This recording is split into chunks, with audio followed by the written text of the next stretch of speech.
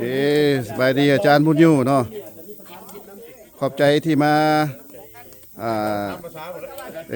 สละเวลาโอกาสที่มาเยี่ยมยามคริสเตียนทางซานโฮซาเนาะเป็นจังไดการเดินทางมื้อนี้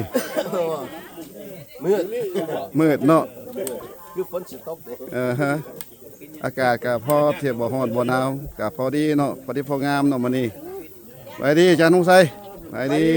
บอกไปแล้วเมื่อกี้วันนี้เนาะดีใจที่ว่าเขาได้มีการสามัคคีทำร่วมกันในวันนี้เนาะทางคริสตจักรนี่ก็เวลคัมทุกคนเนาะ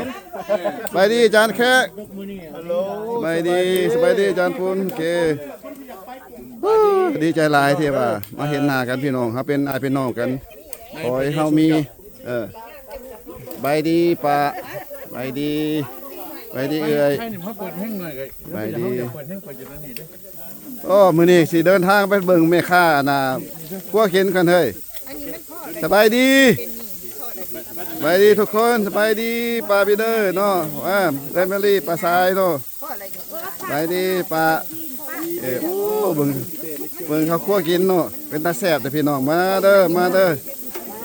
อันนี้คือการสามัคคีทำร่วมกันพี่น้อง